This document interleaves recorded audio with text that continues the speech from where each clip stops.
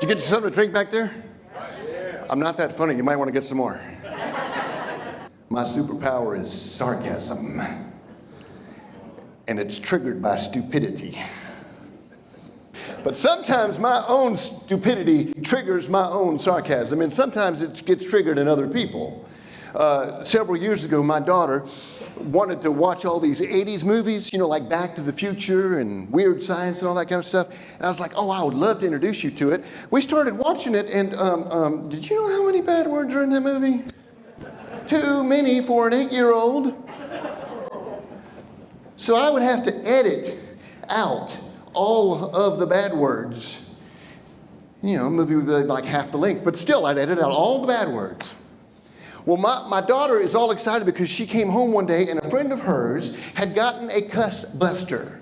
I don't know if you know what a cuss buster is, but it's one of those little devices that goes in between what was your VHS player, your DVD player, and your TV, and it uses closed captioning to take out all the curse words.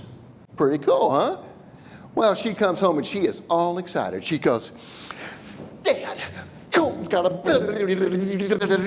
I'm like, what? Huh? I mean, she is talking like an 8-year-old talk. Real fast. She peaked early. That was almost teenagers. But I said, what? Well, I'm sorry, I missed it. Say that again? She goes, Dad, Cole's got this thing. And it's called...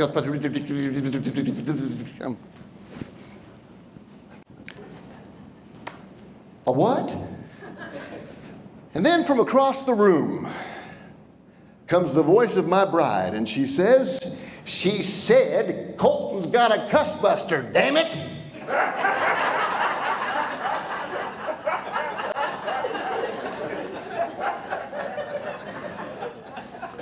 Thanks, babe.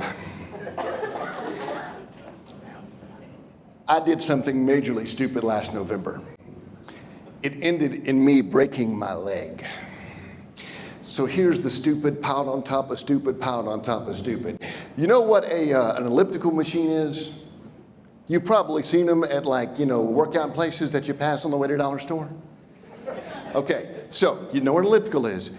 Now, let's put wheels on it. And let's give somebody who's never ridden one of these things the idea that he's going to go for about a 4-mile run or ride or whatever it is. Yeah, that's me. I get about 2.5 miles off from where I was staying on Thanksgiving Day, and I wrecked. Flat right out there. And I'm going to just tell you something. I landed partially on this leg and peg-legged it. Yeah, I shattered my fibula and broke the tip of my tibia. And I'm lying there on the ground. I want you to know there's 2 things that went through my brain as I was going through the air. One, this is going to hurt. And so anyways, I'm lying there on the ground. My leg is this way. And you've heard all your life how the Holy Spirit makes utterings for you that you cannot understand. That's a good thing, because all that was coming out of my mouth was, ah! That's it. I was trying to call for somebody. Help? No.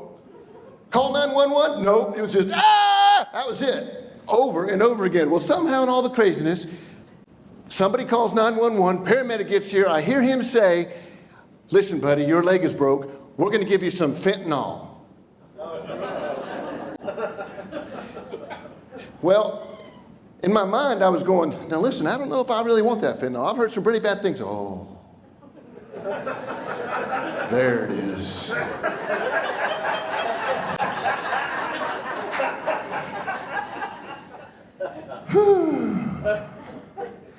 He could have done anything he wanted to me at that point.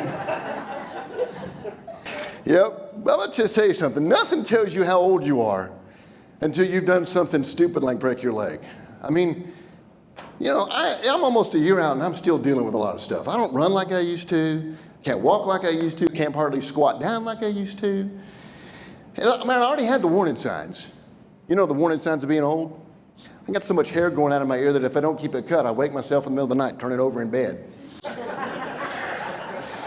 Whenever I go to places like the mall or Costco, I am looking for a place to sit down and watch people. That's my life. You know what was really bad about breaking my leg? I at 52, got a handicap placard before my 86-year-old dad did. Several years ago, I was having some medical issues, had to go to the ER in the middle of the night. It was about 3 in the morning. I was doubled over in pain, but they didn't have fentanyl back then. I just wanted something. You know, morphine, Quaaludes, something, you know. But back then, you had to go to an admittance nurse, and you had to answer all those questions before you could actually see the doctor. They had to check you in. Well, I'm telling you, the admittance nurse was the character that they based Roz on Monsters, Inc. What's your name? Oh, lovely.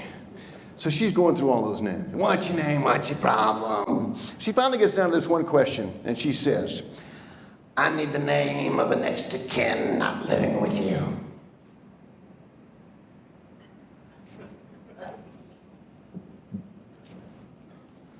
What? I need the name of a next of kin not living with you.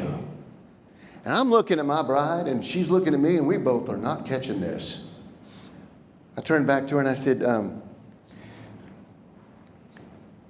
you need the name of a Mexican not living with me? Jose.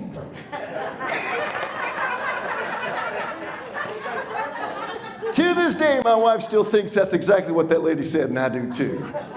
Thank you for listening to what I had to say. My name is Bobby. Thank you all for being here tonight.